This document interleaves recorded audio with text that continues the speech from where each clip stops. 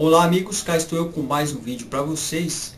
Bom pessoal, desta vez eu vou falar sobre o inferno. Isso mesmo, o inferno. O que vem a ser o inferno. Antes de mais nada, eu vou expor para vocês como o inferno influenciou de modo dogmático a teologia desde a Idade Média. Por exemplo, eu tenho aqui em minhas mãos esse manual de teologia aqui do Alistair McGrath, e na sua página de número 639 tem algumas curiosidades do inferno, mais precisamente no período da Idade Média. O livro diz assim, na sua página 638, o interesse pelo inferno atingiu seu ápice na Idade Média, quando os artistas da época sentiam um certo deleite, conforme se supõe, ao retratar os justos observando os pecadores sendo atormentados pelo fogo do inferno e por outros tipos de tortura.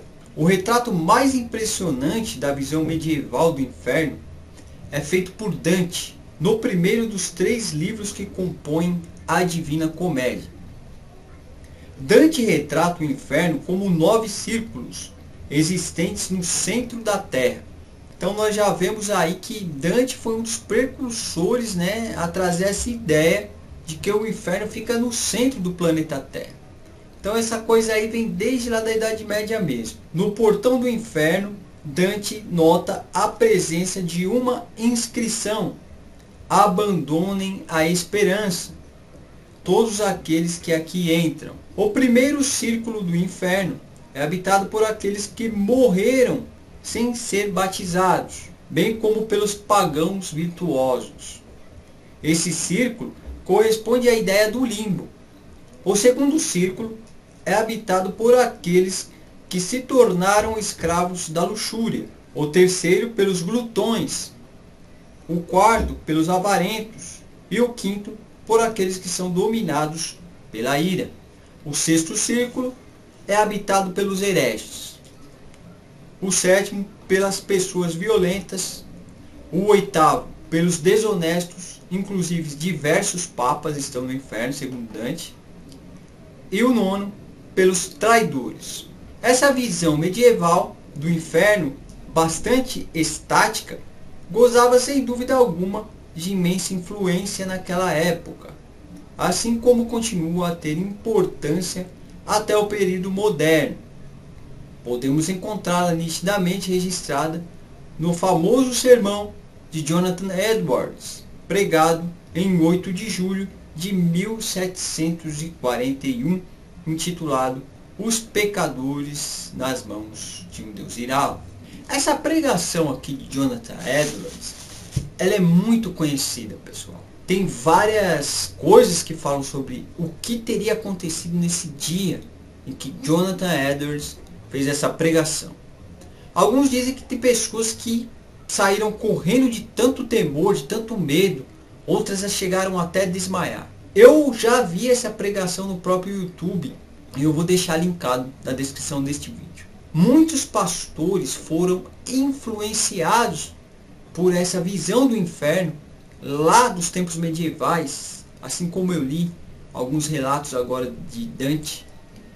E ainda hoje existem pastores que propagam essa teologia que está retornando agora, que foi muito conhecida por sinal no século passado, mais precisamente entre meados dos anos 70 até o fim dos anos 80. A teologia do medo consistia em você pregar sempre contrário a tudo que é considerado imoral ou mundano, de acordo com a Bíblia. Então você aponta o dedo na ferida, mostra para as pessoas o que é pecado e que é reprovável por Deus, e condena todas essas pessoas às torturas infindáveis do inferno, deste lugar tenebroso. Ainda hoje, no próprio YouTube, tem um pastor que está se tornando notório por trazer esse tipo de pregação. Ele está reavivando essas pregações que eram consideradas tão fortes. E ele prega sobre o inferno, sobre o mundanismo, sobre a imoralidade, sobre os pecados que Deus condena. Eu vou deixar linkado um vídeo do inferno na descrição do vídeo. E depois, é claro, se vocês quiserem, vocês vão poder ouvir. Conforme eu andei vendo algumas pregações desse pastor, ele é fortemente influenciado por essa teologia do medo. Isso é um fato que nós podemos constatar com facilidade. Então, meus amigos, eu vou deixar um trecho de uma pregação que ele fala sobre o inferno. Vocês ouçam aí esse trecho, em que ele expõe o que é o inferno e como é o inferno. Parece até que ele esteve por lá. Então, ouçam aí esse trecho. Que não haverá qualquer medicação, qualquer alívio da dor. Vocês que convivem com dor, vocês que fazem pós-cirúrgico, tratamentos, doenças crônicas, vocês mais de idade que sofrem com muitas dores, cirurgias, medicamentos, injeções, fisioterapia, aliviam, cessam a dor. Essa água que ele pede para Lázaro simboliza que não haverá alívio da dor no inferno. Não haverá remédio no inferno, não haverá anestésico no inferno, não haverá calmante, tranquilizante, não haverá analgésico, não haverá nem um segundo sequer de alívio. A Bíblia diz que o inferno, como é o inferno, é como um lago de fogo que arde como enxofre. O enxofre é um componente químico do ácido. Quem já deixou, dependendo da densidade do ácido, cair ácido na pele? Você vê o efeito e a reação que causa na pele: queimaduras, decomposição do tecido da pele, arde, fogo que queima e arde como ácido. Essa ilustração é para revelar o tormento do inferno. Suponhamos que você caia numa caldeira de ácido fervente, com a superfície em chamas. Imagina metade do seu corpo para dentro, queimando pelo ácido, metade do corpo para cima, ardendo em chamas. Essa é a ilustração que a Bíblia traz, ainda que não seja literária, para a espécie de sofrimento que a pessoa sentirá no inferno. Arder, queimar, inflamar de dor. 2000 anos Jesus o descreveu e ele não mudou. Ele está lá, na dimensão e na região a qual o Senhor o fez. Não é? Será que Deus vai fazer o povo fritar como porcos e torresmos? Eu acho que se fosse o fogo literal, seria menos violento do que eu vou falar. O inferno é a completa, absoluta, profunda manifestação da ira de Deus contra o pecado. O inferno é onde Deus vai descarregar de forma total a ira dele. Apocalipse 14 diz: e os tais beberão do vinho, do furor, da ira de Deus, preparado sem mistura. Não haverá misericórdia, não haverá graça, não haverá bondade de Deus. A duração do inferno, aqui é onde se arrepia. Quanto tempo as almas que forem para lá passarão no inferno? Se o teu nome não for achado escrito na vida, no livro da vida, você durará. A Bíblia diz que o inferno durará pelos séculos dos séculos. O inferno é eterno. Pelos séculos dos séculos. Por toda a eternidade. Eu não estou falando de centenas de anos. Eu não estou falando de 1000 anos, 15 mil. Eu não estou falando de 1 milhão de anos. Eu estou falando de uma eternidade. Um dia um pastor ilustrou uma eternidade. Imagina a maior montanha do mundo. O K2, o Everest. Feita de trilhões de toneladas de rocha. Você pega um beija-flor. De 1000 em 1000 anos, o beija-flor dá 3 bicadinhas na montanha. dá 3. 1000 anos depois ele volta para dar mais 3. Até ele terminar de destruir aquela montanha com sua bicada. Quando ele terminar, coloca outra. Pra você ter uma ideia da eternidade. Então, meus amigos, vocês acabaram de ouvir o trecho em que o pastor fala sobre o inferno e como é aquele local. E o conceito também de eternidade. O que vem a ser um tormento eterno.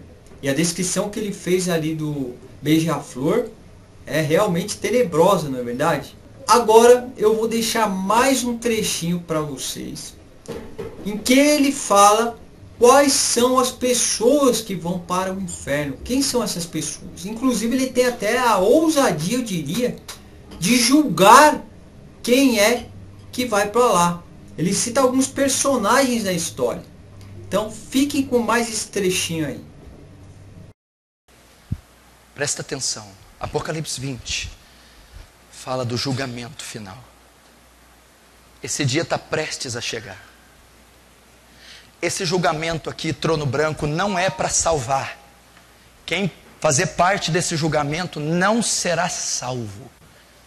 É apenas o veredito. Aliás, é apenas a condenação. O veredito já está dado. É só para saber por que foi para o inferno.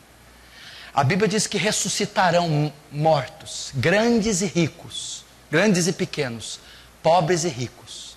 Os livros serão abertos, o livro da vida, o livro das memórias. E cada um será julgado segundo a sua obra. E eles todos, depois do julgamento, serão lançados no lago de fogo, no inferno. Quem estará nesse dia aqui? Todos os bêbados do mundo estarão aqui. Quem estará aqui? Todos os estupradores. Todos os fornicadores estarão aqui. Todos os drogados e maconheiros e bêbados estarão aqui.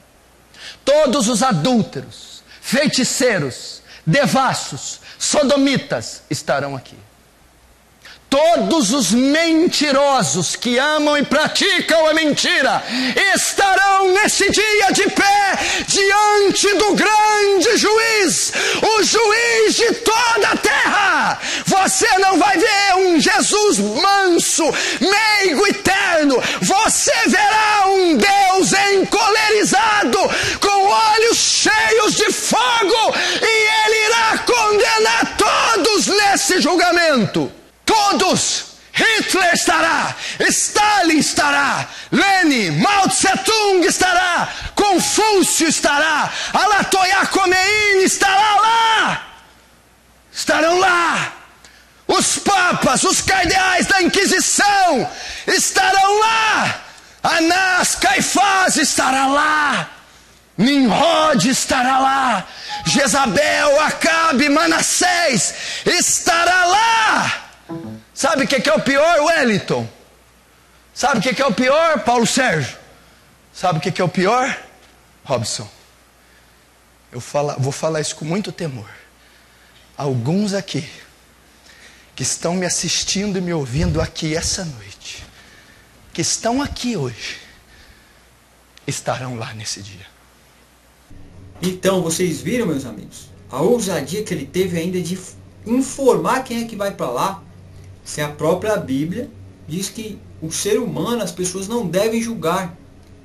Por mais insano que pode parecer, por mais nefasta que a pessoa tenha sido, por mais tenebrosa, por mais maligna, nós não podemos julgar. Por exemplo, o ladrão na cruz. O que será que aquele ladrão fez? Ao ponto de Jesus, notando que ele se arrependeu no seu último momento, informar que ele estaria no paraíso naquele mesmo dia. Então fica difícil você julgar as pessoas, seja ela quem for, segundo a própria Bíblia. Mas eu quero deixar aqui, pessoal, claro, que nem todos os pastores, nem todas as vertentes teológicas acreditam na literalidade de um lugar tão tenebroso como foi exposto pelo pastor. Nem todos. Eu vou deixar aí agora mais um trecho, agora de um pastor que não aceita esta visão literalista de um tormento eterno. Por quê? segundo ele, vai contra a benignidade do próprio Deus. Deus é amor. A Bíblia mostra isso, principalmente no Novo Testamento. Enfatiza essa questão de que Deus é amor. Logo, fica incompatível conciliar esta justiça de uma pessoa penalizar eternamente no lugar de fogo com o Deus apresentado principalmente no Novo Testamento. Então fiquem aí com um pedacinho dessa pregação do pastor Ivan Saraiva, que é um adventista. Talvez você esteja aí nesse momento dizendo, mas a Bíblia fala de inferno, ela fala em fogo eterno. É verdade, amigo. Existem vários textos, mas você jamais vai encontrar na Bíblia a expressão inferno eterno ou lago de fogo eterno. O próprio Jesus disse em Mateus 25:41. Observe que nós estamos usando bastante a Bíblia para você perceber que o ensino de inferno eterno não é bíblico. Pelo contrário, vamos lá. Jesus falou em Mateus 25:41 o seguinte: então dirá o rei aos que estiverem à sua esquerda, apartai-vos de mim, malditos, para o fogo eterno, preparado para Satanás e seus anjos. Quando vemos o adjetivo eterno sendo colocado na palavra fogo, precisamos entender que está se referindo ao efeito do fogo e não à sua durabilidade. Por exemplo, Sodoma e Gomorra. Eles receberam o castigo do fogo, lembra da história?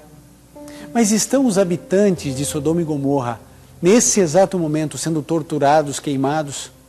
A Bíblia diz no livro de Judas, lá bem pertinho do Apocalipse, no livro de Judas, no verso 7, o seguinte: assim como Sodoma e Gomorra e as cidades circunvizinhas, que havendo-se prostituído e ido após outra carne, foram postas como exemplo, sofrendo a pena do fogo eterno.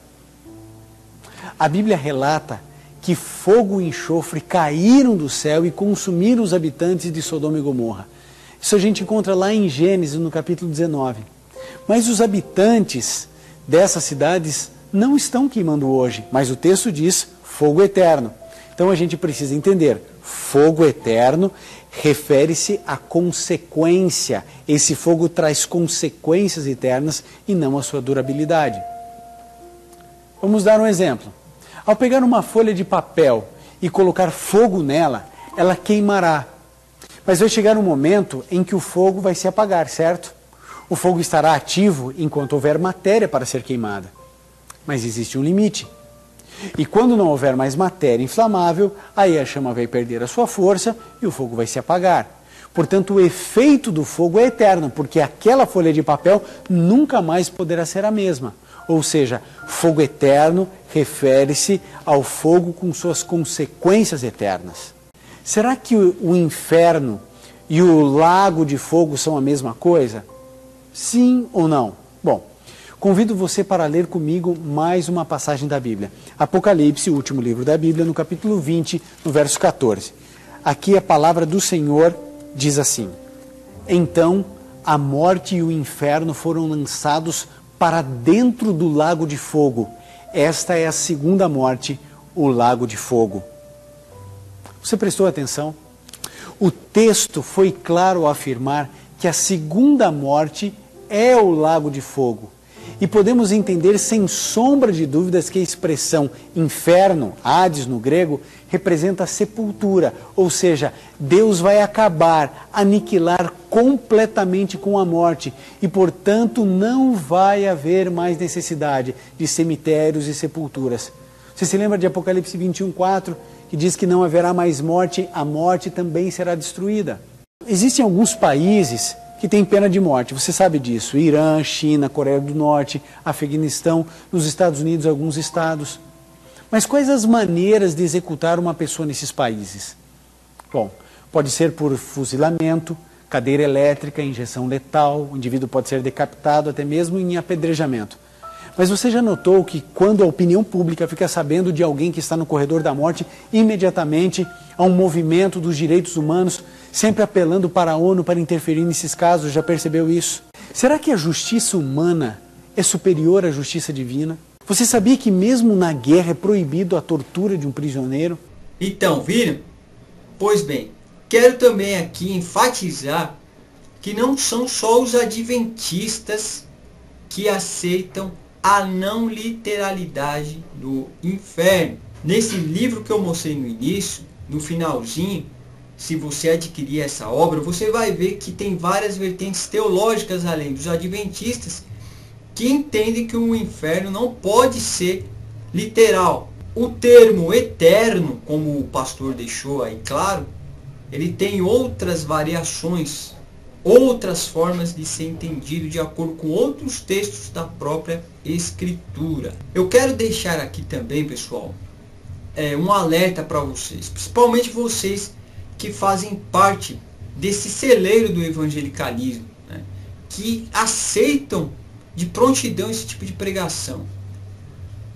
É claro que vocês têm o direito de aceitar o que vocês quiserem, mas pensem bem, todas as pregações desse pastor, a maioria eu diria, elas enfatizam tanto a negatividade do mundo, a forma como o ser humano vive, como o pecado atinge as pessoas, como as pessoas são tentadas, que o mundo não tem nada de bom, que se você fizer alguma coisa você vai para o inferno, vai perder sua salvação, e etc, e etc, e etc. Eu pude analisar que se você comprar essas ideias, você vai sentar numa cadeira e esperar a morte, porque você vai parar de ter anseios por uma vida melhor. Se você parar para pensar, você vai ver que nada tem de bom nesse mundo. Pessoas que vão desistir de trabalhar, pessoas que vão desistir de estudar, pessoas desistirão de perseguir os seus sonhos, de conquistar aquilo que almejam, porque vão entrar num estado de alienação. Eles vão entender que nada mais vale a pena. Em breve tudo vai acabar, né? Você tem que viver sua vida só para as coisas espirituais mesmo, e esperar que nasça asas nas suas costas e você saia voando como um anjinho. É mais ou menos isso. Que algumas pessoas vão entrar num estado de total falta de esperança na vida terrena. Assim como o Eclesiastes, né, mostra a vida embaixo do sol que não vale de nada. As pessoas vão chegar num estado deplorável. Vão desistir de viver. Quantas pessoas não desistem? Né? Então fica nítida a impressão de que as pessoas nascem e a vida não tem sentido algum. Deus colocou as pessoas aqui simplesmente para passar um tempo sem esperança e viverem uma vida totalmente espiritual. Pensem nisso, meus amigos. Eu quero que vocês pensem nisso. Será que não vale a pena sentar e refletir teologicamente, já que vocês acreditam nessa visão, na cosmovisão cristã, refletir se realmente o inferno ele é compatível com a justiça divina, se é literal ou não? Eu gostaria que vocês colocassem aí nos comentários o que vocês acham sobre isso, tá ok? Este foi o vídeo, espero que vocês tenham entendido a proposta dele. E claro, se vocês gostaram, deixe o like, compartilhem, tá ok? E até o nosso próximo encontro. Tchau.